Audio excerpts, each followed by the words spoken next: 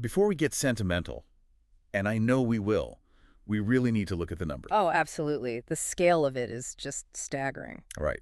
At its absolute peak, this company was generating billions of dollars in sales. It employed nearly 20,000 people. 20,000. And it had what, over 1,200 stores globally? Over 1,200. It was the second largest bookstore chain in the United States. And then in what really felt like the blink of an eye, it just hit absolute zero. We are, of course, talking about Borders Group. It is a truly staggering collapse. And you're right to start with the scale, because I think people tend to remember the cozy end of things. You know, the coffee, the comfy chairs, the carpets. Saying stations with the big headphones. Exactly. But they forget that this was a massive multinational corporation that effectively just evaporated into thin air. It did. And the usual eulogy is, frankly, it's lazy. You hear it all the time. Oh, Amazon killed them, or nobody reads books anymore. But when you look at the documents, that's not really the whole truth, is it? Not at all. We have bankruptcy filings, we have internal memos, international retail reports, and they paint a much darker, much more complex picture. The Amazon killed them narrative is, I mean, it's convenient, but it's so incomplete. It is. Amazon was certainly the executioner, you could say that, but Borders had been handing them the ammunition for a solid decade. The rot started way, way before the Kindle ever showed up on the scene. So what is this story really about then? This is a story about a corporate identity crisis. It's about fatal strategic outsourcing and really a fundamental failure to understand what business they were actually in. And that's the mission for this deep dive. We're going to autopsy the corpse of Borders Group. We need to figure out how a company that literally defined the megastore concept. They practically invented the idea of the third place for readers. Exactly. How did that company manage to alienate its customers, completely destroy its balance sheet, and then just hand its entire future over to its biggest competitor? And we have to look globally, too. This isn't just an American failure story. The collapse in the UK, the absolute mess in the Asia-Pacific region, they actually served as the canary in the coal mine for the U.S. operations. It's a domino effect. A perfect domino effect that started in, of all places, Ann Arbor, Michigan, and ended with a liquidation sale in a Singapore convention center. Let's start right there. Let's start where it all began. Ann Arbor, 1971. Because the biggest irony here is that Borders didn't start as a corporate monster. It started as the complete antithesis of one. It was incredibly humble. You have Tom and Louis Borders, two brothers, both students at the University of Michigan. Right. They opened a shop at 209 South State Street. It's small, it's local, but the DNA of what Borders would become was formed right there. And it wasn't about retail in the way we think of it now. It was about, well, intellect. I think this is a really crucial distinction to make early on. Louis Borders wasn't a merchant in the same way that, say, Sam Walton was a merchant. He was a mathematician, right? He was. And that mathematical, analytical mindset is absolutely key to the whole early story. So in 1975, they make their first big move. They acquire a local store called Wars. And Wars was an institution in Ann Arbor. A total institution. An 80-year-old bookstore that basically made all its money selling textbooks to university students. Which is a gold mine in a college town. Yeah. I mean, textbooks are a captive market. You have high prices, guaranteed customers every semester. It's a license to print money. It is the easiest money in book selling. But the Borders brothers, they weren't interested in the easy money. They bought the store, but they had absolutely zero interest in the textbook game. So what do they want? They wanted to build a browsing store, a place for discovery, a place you could get lost in. So what do? They hire Michael Hildebrand, who is a rare books expert, and Harvey James Robin, a professional bookbinder. Okay, that is a very specific hiring strategy. You don't hire a bookbinder if you're just trying to shift units of the latest Stephen King novel. No, you don't. You hire those people if you care about the physical object of the book, if you care about the curation of the content inside. They eventually moved the shop to a larger location. It was the old Wagner and Son men's clothing store. And they focused on breadth, on depth. They wanted the deep cuts. They wanted the books that nobody else bothered to stock. They wanted the backlist titles, the academic presses, the obscure poetry. And this is where the system comes in. We can't talk about early Borders without talking about Tailwind. This is the secret sauce. This is what made it all possible. Louis Borders, being the math guy, developed a proprietary inventory management system he called Tailwind. And you have to put yourself in the 70s and 80s here. Most bookstores, how did they order? Gut feeling. Maybe some very, very basic sales data from the cash register. It was an art, not a science. But Tailwind was different. It was revolutionary. It used algorithms, a word you didn't hear much in retail back then, to predict what specific demographics in Ann Arbor and later in other cities would actually want to read. It was data-driven curation. So let's make that concrete. While Barnes & Noble or Walden Books might stock, say, 20 copies of a huge bestseller and 0 copies of a niche philosophy book, Right. Tailwind would tell the Borders manager, actually in this specific zip code, based on past purchasing patterns, you will sell 3 copies of that philosophy book this month. So stock it. Precisely. It allowed them to carry a massive, sprawling inventory, far more individual titles than any of their competitors, without going broke on unsold stock. It was the long tail concept that Chris Anderson wrote about, but decades before the internet popularized the term. They were optimizing for the browser, for the intellectual, for the person who was looking for that one obscure book they couldn't find anywhere else. And that person became their most loyal customer? That system, Tailwind, it fueled their growth. By 1985, they feel confident enough to open a second store in Beverly Hills, Michigan. But then the tone starts to change. In 1989, they bring in a guy named Robert F. Girolamo. And this is a pivotal moment. Girolamo. He wasn't a book guy. He wasn't a University of Michigan intellectual. Far from it. He was the president of Hickory Farms. The cheese and sausage gift basket place you see at the mall during Christmas. The very same. And that hire signals a massive fundamental shift in the company's direction. You don't bring in the Hickory Farms guy to curate rare manuscripts. No. You bring him in to scale. You bring him in to franchise the model, to roll it out across the country. And to his credit, he did. He took that incredible efficiency of the Tailwind system and applied it to an aggressive national expansion. He was the guy who turned the art project into a replicable business. But they still kept some of that original soul for a while. I mean, the flagship store in Ann Arbor, what they call Borders No. 1, moved into the old Jacobson's department store on East Liberty Street in 1994. Oh, that place was legendary. It felt like a cathedral of books. Multiple floors, escalators, the cafe. It was enormous. It was the peak of the concept, the perfect marriage of the original Ann Arbor intellectualism with the scale of a national chain. But by the early 90s, the business reality was shifting again, and this leads us to the first major turning point, the moment the trajectory really wobbled. The Kmart acquisition. A Kmart experiment. This part of the story always baffles me. 1992. Kmart buys Borders. It feels like a glitch in the simulation. Kmart was the land of the blue light special, cheap polyester, and bulk detergent. It was the epitome of low-margin, high-volume discount retail. And Borders was this sophisticated, inventory-rich, intellectual hub. Why on earth did they merge? What was the logic? The logic was desperation and hubris, mostly on Kmart's side. Kmart was struggling, trying to diversify away from its core big box model, and they already owned Walden Books. Right, Walden Books. We have to talk about them. The quintessential mall bookstore. Absolutely. If you're of a certain age, you remember them. Narrow aisles, packed to the ceiling, mostly just the top 40 bestsellers, and it was always located right between the food court and the Gap. The exact opposite of the spacious, come and stay a while, Borders model. The polar opposite. Kmart had bought Walden Books years earlier, but the mall-based bookstore model was already starting to show serious cracks.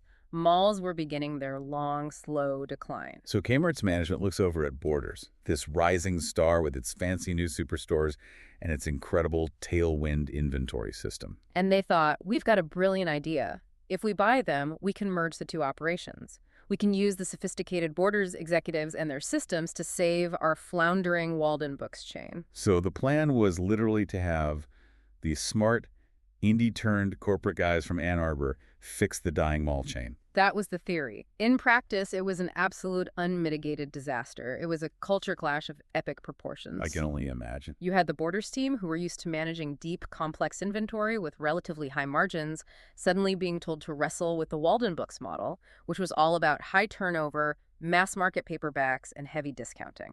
It's like trying to run a Michelin-star restaurant using the logistics and supply chain of a fast food chain. The entire set of metrics for success are completely different. They are. And the systems didn't talk to each other. Tailwind was designed for depth and precision. Kmart's corporate systems were designed for bulk and volume. The Borders executives looked at the mess Kmart had handed them, this impossible task of integrating two opposing business models, and many of them just walked away. They bailed. They didn't want to be book category managers for a discount retailer. They had built something special, and they saw it being diluted and destroyed. So Kmart buys them for their expertise, immediately breaks the culture, drives the experts away, and then realizes it made a colossal mistake. The stockholders realized it pretty quickly. They put immense pressure on Kmart's board to dump the now unwieldy book division. So in 1995, just 3 short years later, Kmart spins the whole thing off as a new, publicly traded company. And initially it was called the Borders Walden Group. Which is such a tell, isn't it? It's a split personality right there in the name. Even after they got their freedom from Kmart, the new Borders Group was stuck carrying the corpse of Walden Books. It's an anchor. It was the anchor that dragged them down for years. While they should have been focusing 100% of their energy and capital on the superstore expansion, and, more importantly, the looming threat of the internet management was constantly distracted. Distracted by what? By trying to manage the graceful or not-so-graceful decline of hundreds of money-losing, mall-based Walden Books stores. They were actively subsidizing a dying business model with the profits from their growing one. But even with that anchor tied around their ankle, the late 90s and early 2000s, I mean, for customers, it felt like a golden age. This is when the experience store really took off. They weren't just selling books anymore. They were selling a lifestyle. They codified the third place, that space that isn't home, isn't work, where you can just exist.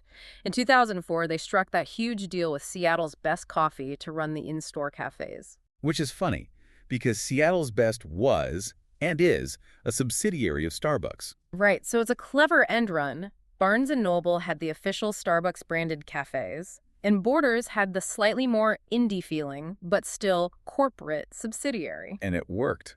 The smell of coffee, the comfortable chairs, the implicit permission to sit and read a whole magazine without actually buying it. Borders made the bookstore a destination, a place to hang out. And they were trying to innovate in other ways, too. I mean, you look at their concept stores in 2008, they had what they called digital centers. I remember those. Little kiosks. Yeah, they were selling MP3 players, digital photo frames, early e-readers like the Sony Reader. They had these Ripple Networks video monitors showing news and sports. They were genuinely trying to be more than just a bookstore. They were trying to be a culture and tech hub. They were. They also introduced Borders Rewards, which was a huge differentiator at the time. It really was. You have to remember, Barnes & Noble had a paid membership model. You had to pay them, what, $25 a year for the privilege of getting a discount? But Borders went with a free loyalty program. The model was basically, give us your email address and we'll give you coupons and track your purchases. And people loved that. It felt generous. It felt like a modern approach.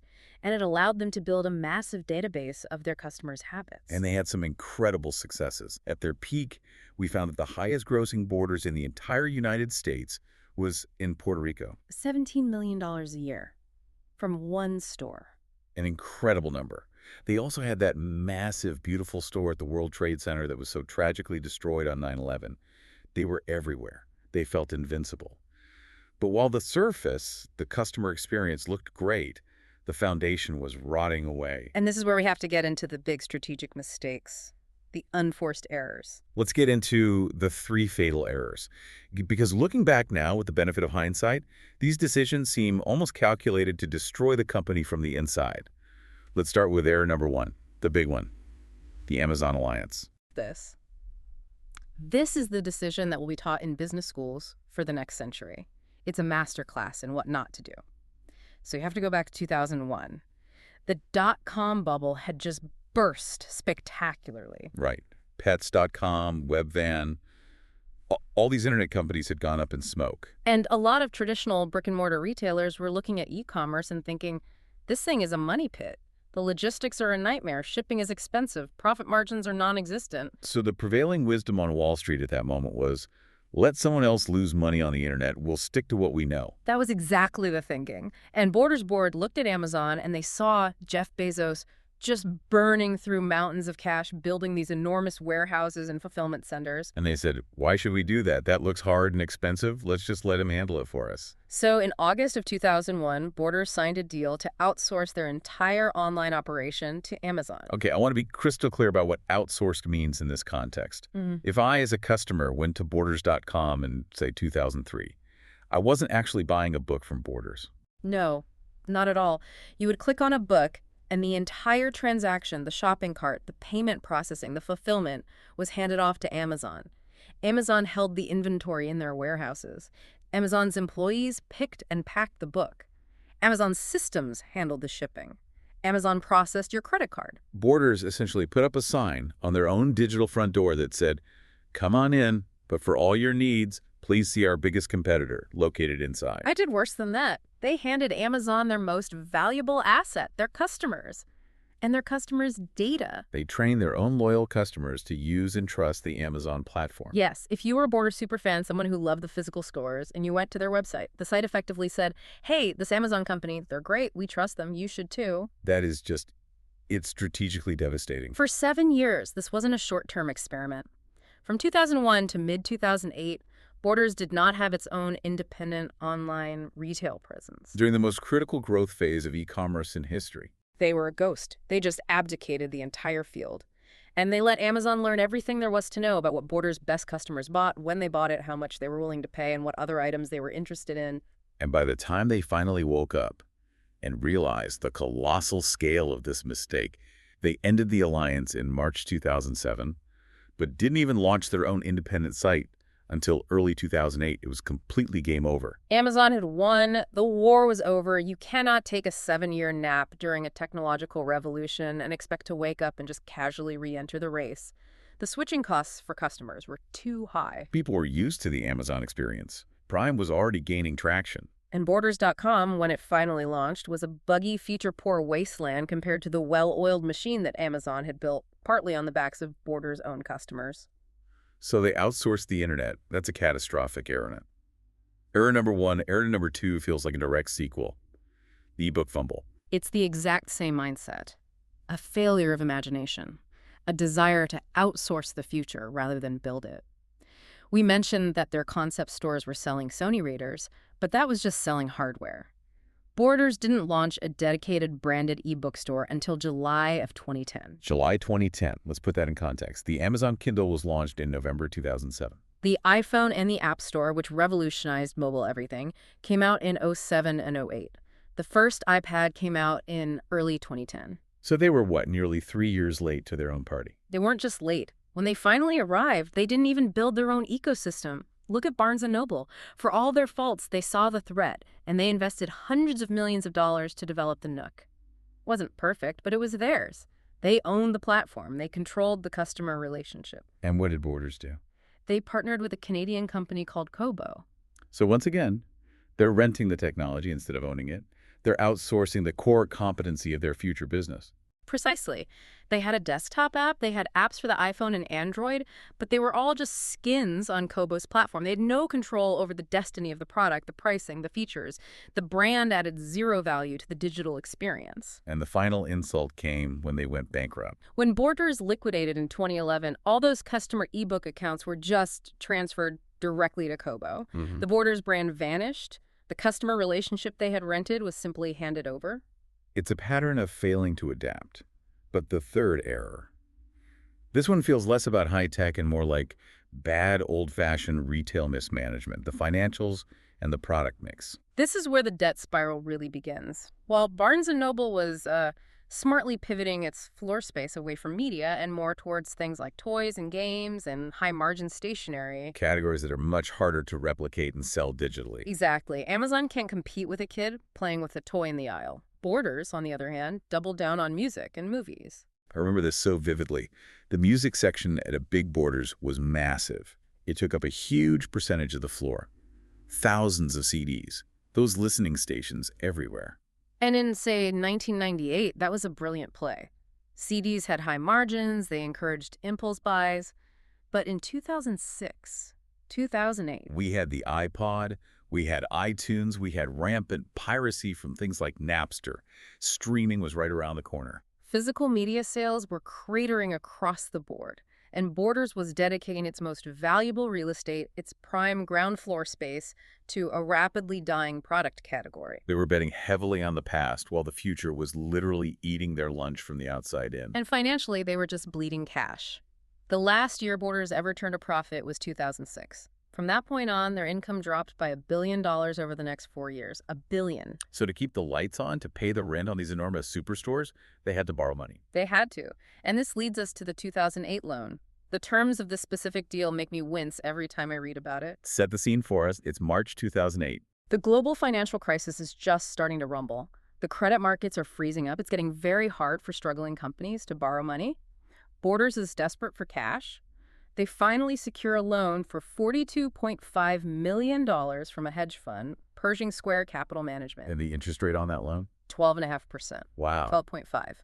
In the corporate world, that is basically distressed debt pricing. That is a we think you are about to die interest rate. So put that in perspective, a healthy company might borrow at what, 3 or 4%? Easily. When you are paying 12.5% interest, you need to have massive growing profit margins just to service the debt, let alone invest in the business or turn a profit. But Borders' margins were shrinking, not growing. And the stock price reflected that reality. It completely collapsed. It went from over $5 a share to 53 cents a share. It became a penny stock. It was essentially worthless. So in the middle of all this chaos, the Amazon mistake, the ebook fumble, the financial death spiral, where was the leadership? Who was driving the bus? Well, that was the other problem. The driver kept changing. It was a constant leadership carousel. You had CEO George L. Jones, who left with a severance package of over $2 million. Which absolutely infuriated employees who were seeing their hours cut and stores close. Then Ron Marshall comes in. He's CEO starting in January 2009. He lasts exactly 1 year. Gone by January 2010. Then Mike Edwards takes over as an interim CEO. Then financier Bennett LeBeau takes control of the board in June 2010. You cannot execute a coherent, long-term turnaround strategy when the CEO changes every 12 months. It's impossible. Every new guy comes in, rips up the previous guy's 5-year plan, starts a new one, and then leaves before it can even be implemented. It creates total paralysis. And while the U.S. headquarters in Ann Arbor was paralyzed by this chaos, the international operations were already starting to collapse. This is the part of the story that often gets ignored, but the UK failure was a massive harbinger of doom. Let's go across the pond then. Borders, UK, and Ireland. Yeah, they had expanded pretty aggressively over there. They bought a smaller UK chain called Books, Etc. back in 1997. And for a while, it was a huge success. They won awards, Chain Bookselling Company of the Year. They had these beautiful stores, often with paper-chase stationery sections, which people loved. So what went wrong? Why did it fall apart there first? Well, the U.S. parent company, needing cash, sold off the UK operation to a series of private equity firms. First to Risk Capital Partners in 2007, and then it was flipped to Valco Capital Partners in 2009. So it was already being treated like a distressed asset. Exactly. And then the 2008 credit crunch hit the UK economy incredibly hard.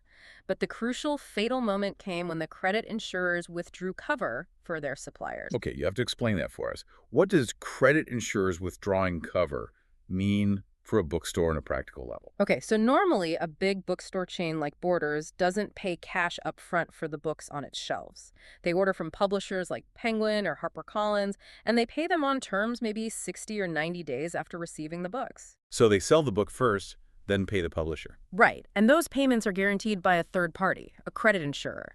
If the insurer looks at Borders' financials and says, whoa, these guys look like they're about to go bankrupt, we will no longer insure their debt to the publishers, then the publishers immediately stop shipping them books. Because they're afraid they won't get paid. The supply line is completely cut. Instantly. Overnight, the Borders UK shelves started going empty, and they couldn't be refilled.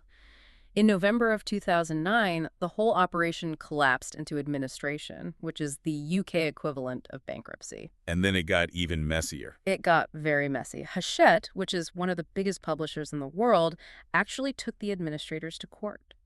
Sued the bankruptcy lawyers. Why? Because of something called retention of title clauses in their contracts. Hachette's lawyers argued that because Borders hadn't paid for the books on the shelves yet, those books technically still belonged to Hachette.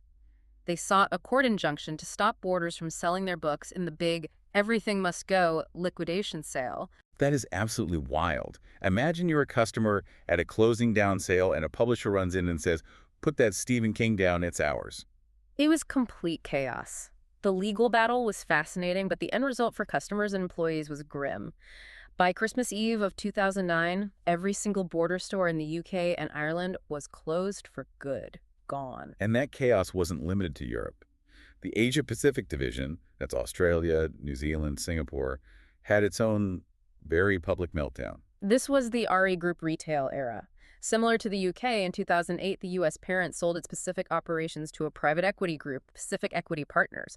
They bundled it with some other local bookstores and called the new entity RED Group. And by 2011, they were toast. By early 2011, RED Group went into voluntary administration. And this brings us to the infamous and truly ugly gift card scandal. I remember reading about this at the time. The customer rage was palpable. And completely understandable. Imagine this situation.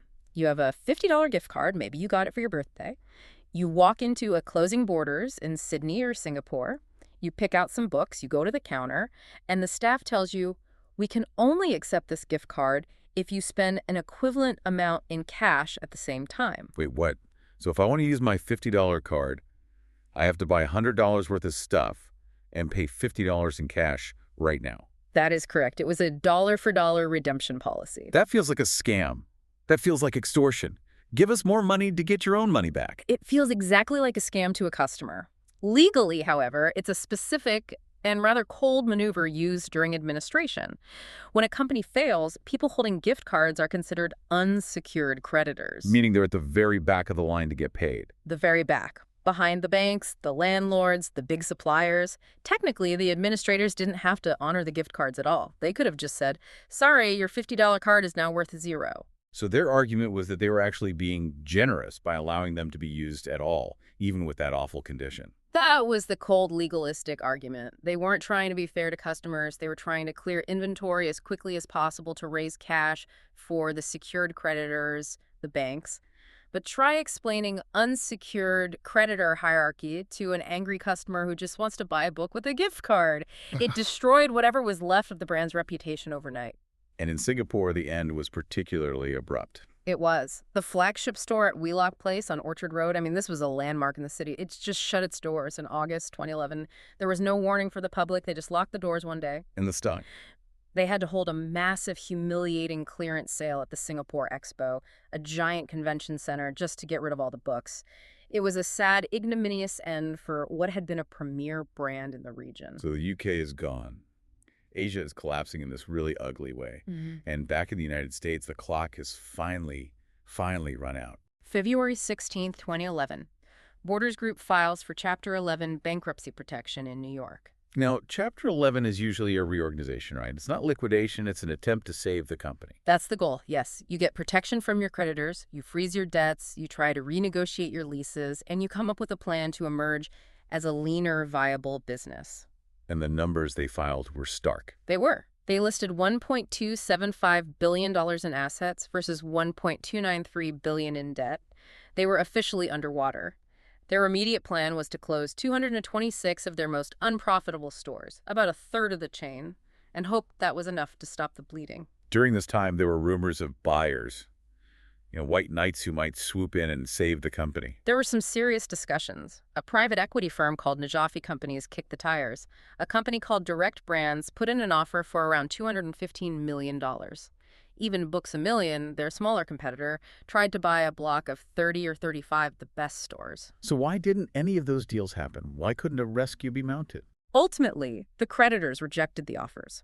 The big publishers and the landlords who were owed the most money looked at the terms of the deals on the table, and they made a cold, hard calculation. And that calculation was? We believe we will get more of our money back if we just liquidate the whole thing. Sell the inventory, sell the shelves, sell the leases, sell the brand name for scrap. That is a chilling verdict for a company. You are worth more dead than alive. That was the final verdict from the market. In July of 2011, the case was converted from a Chapter 11 reorganization to a Chapter 7 liquidation. The rescue attempt was over. I remember walking past the Borders in my town during that final phase. It was just grim. The signs in the window printed on cheap red and yellow paper. Everything must go. Nothing held back. Fixtures for sale. You could buy the bookshelves, you could buy the coffee counters, the cash registers. It's the final picking of the carcass. By September 2011, the remaining 399 stores were all closed. 19,500 people lost their jobs. And then came the final insult. Or, depending on your perspective, the final victory for their rival. The data. Barnes& Noble swooped in and bought the intellectual property out of the bankruptcy auction. They bought the trademarks, the brand name, and, most crucially, the Borders customer list. The ultimate victory. They didn't just beat their rival, they consumed their rival's customer base. There was a significant privacy outcry about it at the time. The bankruptcy court actually required that all Borders customers be given a chance to opt out of the data transfer. I remember getting that email. Yeah, you had until October 29, 2011 to actively tell them, no, do not give my purchase history to Barnes & Noble. If you did nothing, your data went straight to your former competitor. And if you typed borders.com into your browser, it just redirected you to the Barnes & Noble website. A complete and total erasure from the American landscape. But as we found out, it wasn't quite a complete erasure globally. And this is the part of the outline that I find utterly fascinating. The zombie brand. Brands are resilient things. They can be incredibly hard to kill. Even when the corporate body dies, the name itself can linger on. In Malaysia, for instance, a local company called Berjaya Books had held the franchise rights for years. And their franchise agreement allowed them to keep operating independently of the U.S. collapse. Exactly. They were their own business. They just paid a fee to use the name and the branding. So while the U.S. stores were being liquidated, the Malaysian stores kept running. They even opened a massive new store in Kuala Lumpur after the U.S. parent was dead, claiming he was the world's largest Borders. They did. But even that has finally succumbed to the pressures of modern retail. The Malaysian operations finally closed for good very, very recently in August of 2023. But there was one last holdout. If I get on a plane right now in 2025, where can I go to walk into a store with a Border sign lit up out front? You need to fly to the Middle East. You'd fly to Dubai. A company called the Al Maya Group purchased the rights to operate the brand in that region. And as of today, there are still Border stores in Dubai, Oman, Qatar, and Kuwait. That is just bizarre. It's like finding a dodo bird, alive and well on a remote island. What are they even like? It speaks to the power of that original brand equity. In the Middle East, the name Borders still signifies a premium Western-style retail experience. Now, if you go inside one, the product mix has shifted quite a bit. There are a lot more toys, a lot more stationery, but the logo is there, the books are there, the ghost is still operating. So we've traced this whole epic story, from a couple of math students in Ann Arbor inventing a brilliant inventory algorithm to a global retail behemoth that lost its way to, finally, a few franchise outposts in the desert. When you look at the whole arc, what is the key lesson here for you? For me, it comes down to two business school phrases: capital allocation and core competency. Borders started to fail the moment they stopped trusting their own expertise and started outsourcing their future. They outsourced the internet to Amazon because they didn't want to learn the messy business of e-commerce. They outsourced their ebook tech to Kobo. They let Kmart's discount culture dilute their premium brand. And they allocated their capital poorly, spending money on stock buybacks and dividends in their final years, instead of making painful but necessary investments in innovation. They forgot that their value wasn't just selling books. It was knowing books and knowing their customer. Tailwind was the original recommendation algorithm, and they just threw it away. And for me, the takeaway is about the loss of that physical space. Borders, for better or worse, defined the megastore era. They created a space where you could spend 3 hours and spend $0, and that was part of the business model. They were okay with that. A community space. It was. And now that they're gone, Barnes & Noble's the last giant standing. Independent bookstores are having a wonderful resurgence, which is great to see. But that specific megastore vibe, that big, anonymous, carpeted cavern of books and music and coffee, it's gone. Unless you're in Dubai. Right, unless you're in Dubai. So here's our provocative thought for you to take away. Borders is gone from most of the world. But the concept they perfected, the bookstores at third place, is what both Barnes & Noble and the thriving indie scene are now leaning into heavily. So, did Borders really lose, or did their original idea actually win in the end, just without them? And if you are in Dubai and you can still walk into Borders today, is that a ghost, or is it a testament to the enduring power of that original brand? It's a great question to ponder. It is. If you're listening to this anywhere else, support your local bookshop, whether it's a chain or an indie. Because, as this story shows, these things are more fragile than they appear. They certainly are.